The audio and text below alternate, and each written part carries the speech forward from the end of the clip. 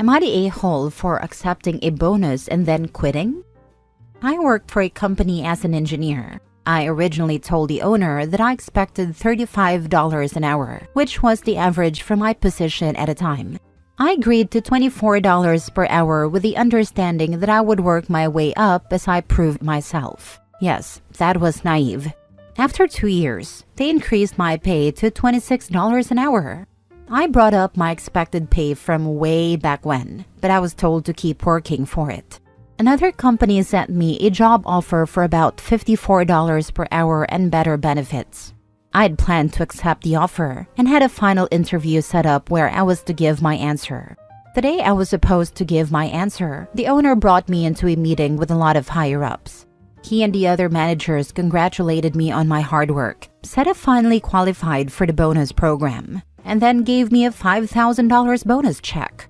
The kudos and the bonus were nice, but I had been saying I expected a certain pay rate for 2 years. I had gone above and beyond my duties. The average salary for my position had increased in that time, and I had been very open with my boss about that. I took the bonus, accepted my new job offer, and told my manager the next day. I was told that I shouldn't have accepted the bonus and that it was immoral. From my point of view, the bonus was a thank you for all my hard work, not a bribe to keep me on. Should I have not accepted the bonus? Am I the a-hole? Now for the top comments. Not the a-hole. That bonus was for underpaying you all this time, not an advance on future work. And by chasing it as a bonus rather than a pay raise, they could easily not pay it next year, and you'd have to work a whole year for the lower rates again. Take the money and enjoy your new job. A bonus is a one-time payment, not a salary correction. They were never planning to pay OP what is worth long-term. He did the right thing. If they truly valued his work, they would have increased his hourly wage, not dangled a temporary incentive. He doesn't owe them anything. Not the a-hole. The way a lot of people look at compensation is, a bonus is a reward for work you've already done. Stock is for future performance. So that bonus was yours for all of the hard work you had already done. There are plenty of people who will quit a job but stay around long enough to get a yearly bonus, where it's offered. That is not immoral since it's for work already done. I got laid off and still got my bonus. It was a WTF moment, but showed the bosses had no choice. I still got a bonus after leaving a company. They were given once a year at the same time every year and based on a percentage of profits. Since I'd contributed to 10 months of work towards that profit cycle, they gave me a prorated bonus 2 months after I stopped working for them. I had no idea they were going to do that. It was a nice little surprise direct deposit. Not the a-hole. You earned that bonus. They said it themselves. You worked hard and you qualified for the bonus. You were transparent about expectations. I believe the $5,000 is the definition of too little too late. Especially since it's equivalent to roughly $2.50 an hour pay raise if he worked 40 hours a week. Next story. Am I the a-hole for refusing to fund my boyfriend's genius idea? I, female 24, have been dating my boyfriend, male 29, for 3 years. And while it's always been a bit wacky, I usually find it kind of endearing. This time, however, he's really outdone himself. A few weeks ago, he told me he had a groundbreaking idea that would change humanity forever. Entertaining him, I asked what it is. His answer? He wants to invent a new color. Before we go any further, it's important to note that we are both college graduates. I graduated in biochemistry last year, and my boyfriend graduated in philosophy a few years before, which makes this all the wilder, I guess. I try to gently point out that colors exist as part of the visible spectrum of light. So unless he was about to discover a new wavelength, this might not be possible. But he waved me off, calling me close-minded and saying he was enlightened in a way you'll never be. At first I just nodded and let him ramble about his vision. But then he told me he needed funding to start his research. Specifically, he wanted me to give him $4,000 so he could buy supplies, including advanced art tools, a lab coat, because apparently scientists wears them so it would make him feel smarter, And, wait for it, a trip to the desert because he thinks the pure sunlight there will inspire him. I told him absolutely not. I'm saving for grad school, and even if I weren't, I'm not dropping thousands of dollars on his, whatever this is. He got mad, saying I didn't believe in him or his potential to revolutionize human perception. He even accused me of being jealous that he had a world-changing idea, and I didn't. I got really heated, and he ended up saying a lot of things about using my card since he knew the details anyway. For reference, he's been unemployed for a while now, while I have a regular job. I ended up saying some things I do regret, but a lot of it was in retaliation. Now he's sulking and telling everyone I'm unsupportive and afraid of innovation. His friends are backing him up, saying I should be encouraging his creativity instead of crushing his dreams. Am I the a-hole for refusing to fund his quest to invent a new color? Edit. Regarding drugs, we smoke weed occasionally but haven't in the past few weeks. I've never seen him do any other drugs, nor have I found any in the house. So I don't know if I can really blame this on a bad trip. Saying he was enlightened in a way you'll never be. With his superior enlightened brain, he should easily be able to figure out how to make $4,000 himself. Not the a-hole, but you would be if you allowed a delicate genius to demean himself by begging for money from a lesser intellect. He's obviously better than that. My reply was obviously glib, but there is the possibility that he's having some sort of mental breakdown that requires professional attention. I would suggest to OP to request a new credit card number, so he no longer has the number memorized. This was exactly what came to my mind first too. Proactively cancel that card and ask for a new number. Then be sure it's stored somewhere he can't easily see or memorize. Also, OP, keep checking your credit card account so that the moment you see a single charge that isn't yours, you know is stealing from you intentionally. Nah, she needs to open a new account at a different bank, transfer the vast majority of her money to it, hide all evidence of it, and keep the card somewhere else that's not her wallet.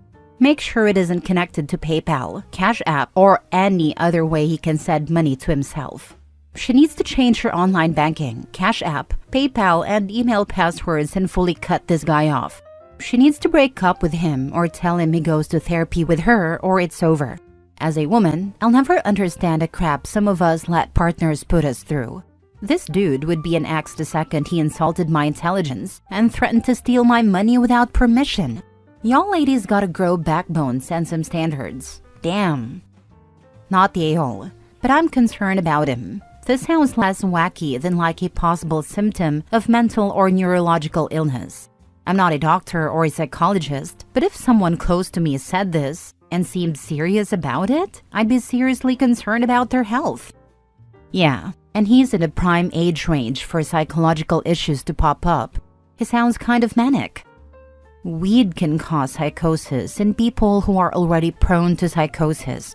It can definitely bring a disorder out earlier than it would have. Mini update. Thank you all for the advice. I've moved the majority of my money into my second bank account for now, which I'm pretty sure he doesn't have access to. In terms of his mental health, I'm not in the habit of sharing his personal history online. But after seeing all your comments, I do agree that this might be a mental health issue. I'm going to attempt to approach him with the idea of a consultation tomorrow. If anyone has any advice on how to bring it up without it coming across as insulting, I'd appreciate it. I know he was down after losing his job, but your comments have made me more worried about more serious illnesses that he may have. Next story. Am I the a-hole for not telling my uncles we won't inherit anything? Before my 18-male grandma passed away, she and I had an arrangement. She gave me money to buy horror novels, and I read them to her twice a week. We spent a fair amount of time together. During one of our last sessions, she confided in me that she wanted to leave all her money to charities, but decided to leave a college fund for my cousin 16 female since Uncle Henry lost a massive part of his savings through gambling. The guy thought he could recover all he lost by making a big bet on Mike Tyson, but then Jake Paul won, so he ended up losing even more. Grandma asked me not to tell anyone about this, and I didn't. I kept my mouth shut. When my dad and uncles found out, they reacted in different ways. Dad wasn't really that surprised, since Grandma was rather charitable, especially in her later years. Uncle Henry was grateful for the fund, but Uncle John was quite upset, saying that she was their mom and should have left them something. All three of them got suspicious and asked me if Grandma told me about this during one of the afternoons I spent at her place. I admitted that I knew about it, and Uncle John said I should have told them first instead of letting them find out this way, that it wouldn't hurt so much if he had time to prepare instead of being caught off guard. Now for the comments. Not the a-hole. You had private bonding with your grandma, and she told you about a decision that she made. You did not have to spill it to anyone else. In fact, it would have been chaos if you had. Uncle John didn't want time to process and not be surprised. He wanted time to go to his mother and pressure her in her dying days to give him money. I bet he wouldn't have even tried to get your dad or the other uncle a cut. He just wanted it for himself. He would have caused a huge family rift as your grandma was dying and taken away her peace. So, by not starting that off, you are definitely not the a-hole.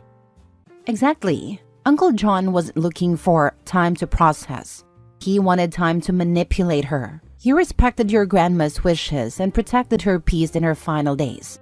That's the right thing to do. And props to you and your dad for being the stable branch of the family. Leaving a college fund for one grandchild because her son had gambled his money away and telling another you don't seem to have at any point asked for or expected her money, and she was confident enough in your relationship to tell you without worrying.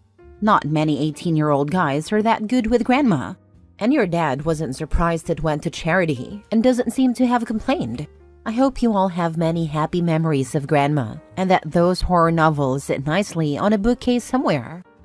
Not the a-hole. Uncle John said I should have told them first instead of letting them find out this way, that it wouldn't hurt so much if he had time to prepare. Translation: I could have bullied her into changing her mind if you'd told me about it while she was alive. She knew what she was doing when she asked you not to say anything. Exactly this. The only preparing that should have ever crossed his mind is preparing to grieve his mother, not preparing how he was planning to spend her money when she died. Uncle John is letting his entitlement show, and gold isn't good on anyone. Not the a-hole. Your grandmother confided something in you, and you respected her wishes to keep it secret. Don't let Uncle John or anyone else make you feel bad. It's them who should feel bad for acting entitled to someone else's money. Next story. Am I the a-hole for refusing to pay my friend $60 that I owe him? I, 30 male, and my close friend Jake, 29 male, have been close for years. Over the years, I've lent Jake money so many times. I'm talking $50 here for gas, $100 there during a trip, even once $300 when I needed to buy an emergency PS5. I never really kept track because I trusted him. He paid me back some of it over time, but he still owes me a decent chunk, which I've never bugged him about. He would occasionally gift me skins in the games we play in an attempt to balance the books. A few weeks ago, Jake covered my $60 when I left my wallet at home during a group dinner.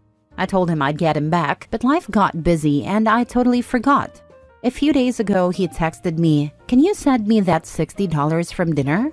I apologized for forgetting and said I'd sent it that night, to which he replied, "I shouldn't have to chase you for this, man." That rubbed me the wrong way. I didn't say anything at the moment, but it really started to bug me. I thought about all the times I lent him money and how I never pressured him to pay me back.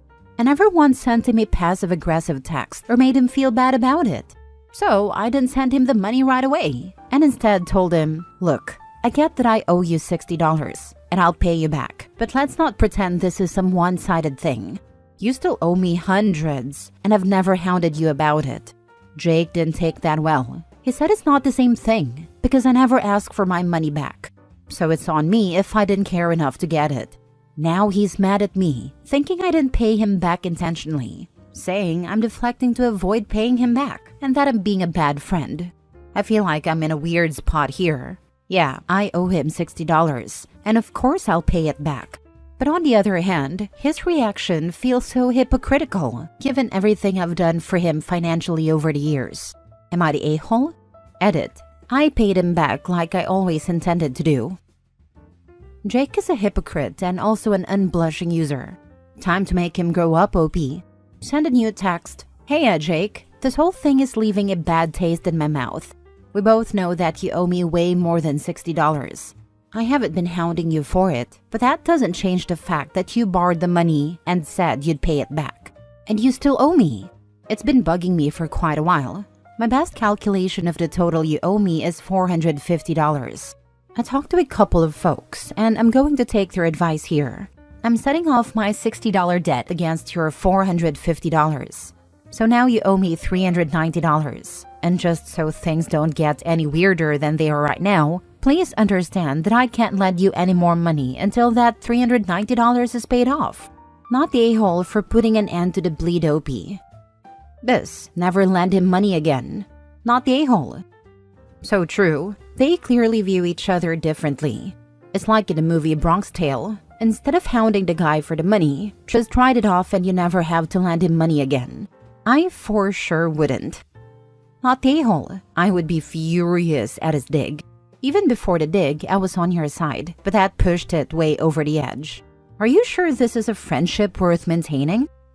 We have been friends for over 10 years, moved to a different country for our higher education together, and are really close to each other's families. So I would like to think yes. Fair enough, but bear in mind this is not someone you should ever lend money to again. Last story. Am I the a-hole for taking my friend's sick dog to an expensive vet without her consent while she was away? I, 20 male, agreed to dog sit for my friend Alma, 22 female, while she was away for a week visiting her parents. On day 3, her dog, Cherry, started vomiting and refused to eat. I called her, but she didn't pick up. She was at a festival. I panicked and took Cherry to the emergency vet, where they diagnosed her with a blockage and performed a $1,400 surgery. Cherry's fine now. When Alma got back, I gave her the bill, explaining it was an emergency and that it was my only option. She completely blew up, saying she'd never have approved such an expensive procedure and would have waited to see if Cherry improved. She says she's broke and can't pay me back. Our mutual friends are split. Some say I saved Cherry's life and didn't have any better options, while others say I overstepped by not waiting longer because it's not like a dog could die that quick. Alma's now ignoring me and telling everyone we know that I forced her into debt. Am I the a-hole? Not the a-hole. A blockage can kill any dog quickly. You literally saved her life by taking her. Well done for noticing she was really unwell. It can be tricky to spot. Edited to add. The vet wouldn't just go ahead with a surgery without exploring the option of making the dog sick first to see if whatever is causing the block could come out. This obviously wasn't a viable option. Some vets will get it wrong, of course. We are human. I'm right in this instance, and so was the treating vet. Second opinion wasn't an option for OP. It was crazy. I just grabbed her and went to the vet. Don't know much about dogs, but I knew something was definitely wrong. All vets are expensive, and in an emergency situation, they're very expensive. You did the right thing. Not the a-hole. She'd be crying about how you murdered her dog if you'd taken the only other humane route. You absolutely did the right thing. $1,400 isn't even particularly expensive for that kind of surgery. Yeah, I just couldn't sit back and do nothing. I'd hope someone would do the same for me.